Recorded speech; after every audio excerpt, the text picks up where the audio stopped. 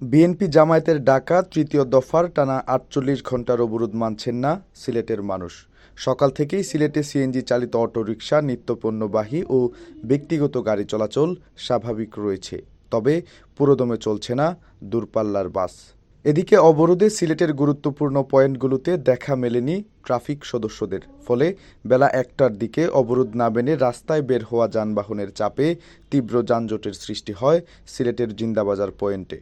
Traffic না থাকার কারণে চারদিক থেকে একসাথে আসা যানবাহনের মুখোমুখি অবস্থানের কারণে এই তীব্র যানজটের সৃষ্টি হয়।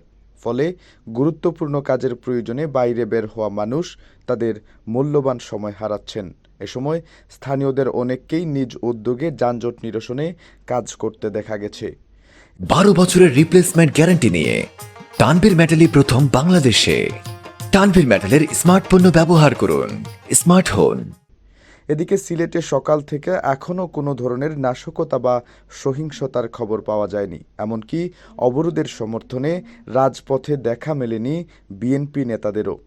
বিভিন্ন দাবিতে লাগাতার আন্দোলনে নেমেছে বাংলাদেশ জাতীয়তাবাদী দল বিএনপি। দলটি বলছে এটি তাদের ডু অর ডাই আন্দোলন। দাবিগুলোর মধ্যে প্রধান হচ্ছে শেখ হাসিনা সরকারের পদত্যাগ। এই দাবিতে গত ২৮ অক্টোবর রাজধানী ঢাকার নয়াপল্টনে আয়োজিত মহাসমাবেশ শেষ করতে না পেরে পরের দিন হরতালের ডাক দেয় বিএনপি। পরে দেয় ৩১ অক্টোবর থেকে ২ নভেম্বর পর্যন্ত ৩ দিনের টানা অবরোধের ডাক। দ্বিতীয় দফায় গত রবিবার ও সোমবার অবরোধ কর্মসূচি পালন করেছে বিএনপি। দাবি পূরণ না হওয়ায় তৃতীয় দফায় আজ বুধবার সকাল ৬টা থেকে শুক্রবার সকাল ৬টা পর্যন্ত আবারও টানা ৪৮ ঘণ্টার অবরোধ পালন করছে বিএনপি এবং সমমনা দলগুলো।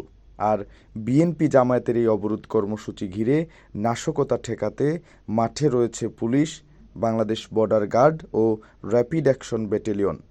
অন্যান্য দিনের মতো আজও ভোর থেকে সিলেট ঢাকা মহাসড়ক সহ বিভিন্ন স্থানে টহল দিচ্ছেন তারা।